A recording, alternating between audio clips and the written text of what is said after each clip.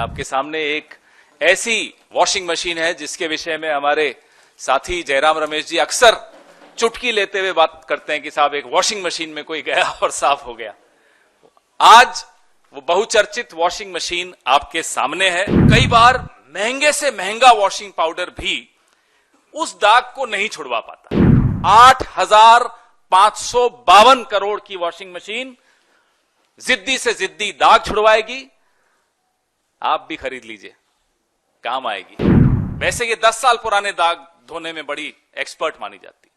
2014 से पहले के जितने दाग हो इस मशीन में दाऊद इब्राहिम को डालो, देखो क्या निकलता है। हो सकता है कोई राज्यसभा का सांसद बन के निकलेगा बीजेपी का।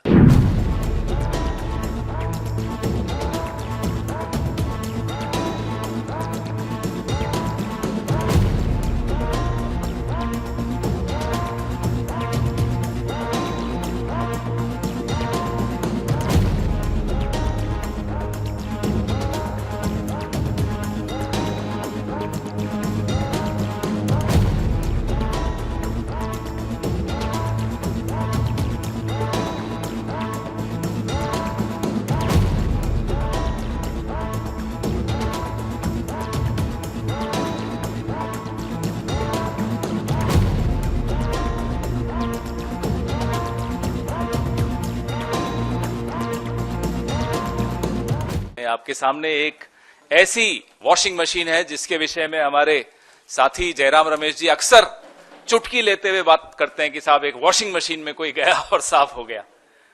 आज वो बहुचर्चित वॉशिंग मशीन आपके सामने है। हमारे कपड़ों पर कभी सब्जी के, चाय के दाग लग जाते हैं। चाय बोलते ही थोड़ा डर भी लगता है, लेकिन चलिए। तो कई बार महंगे से महंगा वॉशिंग पाउडर भी उस दाग को नहीं छुड़वा पाता। लेकिन अब मार्केट में एक ऐसी वॉशिंग मशीन आ गई है और एक ऐसा वॉशिंग पाउडर आ गया है। यह है उस वॉशिंग पाउडर का नाम, मोदी वॉशिंग पाउडर। जिद्दी से जिद्दी दाग हो, चाय का दाग हो, सब्जी का दाग हो, किसी भ्रष्टाचार का, रेल घोटाले का, खेल घोटाले का, निर्माण घोटाले का, सिंचाई घोटाले का, कोयले घोटाले का, चिटफंड का, कोई दाग हो, ये मोदी वॉशिंग पाउडर और ये बीजेपी की वॉशिंग मशीन, ये आपके सामने लाना आवश्यक था। देश जानना चाहता था, सब जानना चाहते हैं साहब ये कौन सी वॉशिंग मशीन आ गई मार्केट में। और इसकी कीमत मैं आपको बताता हूं, घबराइएगा मत सुनकर। 8,552 करोड़ की ये वॉशिंग मशीन है। ये इलेक्टोरल बॉन्ड से जो पैसा आया था, 8,552 करोड़ की वॉशिंग मशीन जिद्दी से जिद्दी दाग छुड़वाएगी। आप भी खरीद लीजिए, काम आएगी। कितना ही पुराना दाग हो, वैसे ये 10 साल पुराने दाग धोने में बड़ी एक्सपर्ट मानी जाती।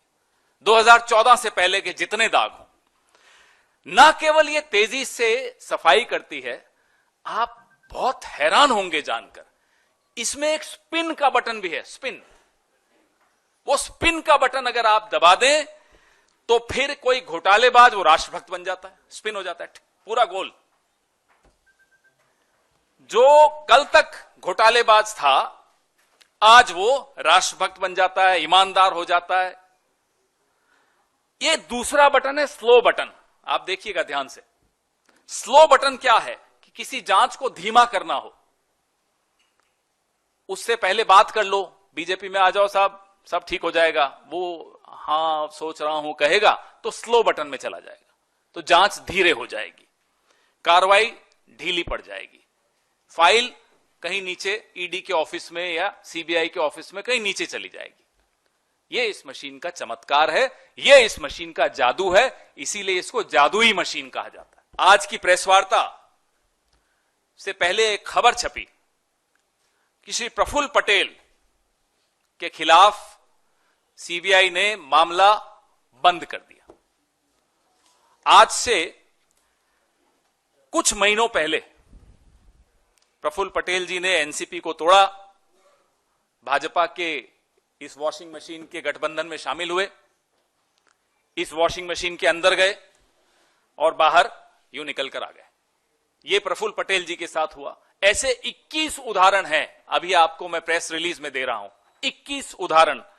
हिमंता बिस्वा शर्मा है उसमें, नारायण राणे हैं उसमें, अजीत पवार है उसमें, हसन मुशर्रिफ है उसमें, छगन भुजबल है उसमें, अब अशोक चव्हाण जी भी उसमें। और आपको मैं एक एनेक्सर दिखाऊंगा। ये भाजपा ने आरोप प्रफुल्ल पटेल पर लगाए थे। ये देखिए, ये क्या आरोप थे? ये आरोप थे कि एयर इंडिया को लीज पर हवाई जहाज लेने की कोई जरूरत नहीं थी, लेकिन प्रफुल्ल पटेल जी ने, मंत्री जी ने जबरदस्ती फाइल मूव की और लीज पर, पट्टे पर हवाई जहाज लिए, जिससे 3,000 करोड़ से ऊपर का नुकसान हुआ। और वो पैसा आरोप लगाया गया कि हमें मिला यूपीए की सरकार में। हमने उस वक्त सीएजी, क्या नाम है उनका, आजकल तो सीएजी के नाम भी लोगों को याद नहीं रहते, लेकिन उस वक्त के सीएजी का नाम तो सबको याद है, विनोद राय हुआ करते।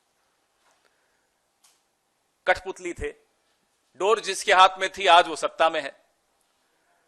तो सीएजी ने अनाप शनाप लंबी चौड़ी उसमें टिप्पणियां की, आप लोगों ने खूब चलाई वो टिप्पणियां, और उन सब रिपोर्ट्स का लाभ लेते हुए आज नरेंद्र मोदी जी इसके ऊपर सवार होकर बैठे।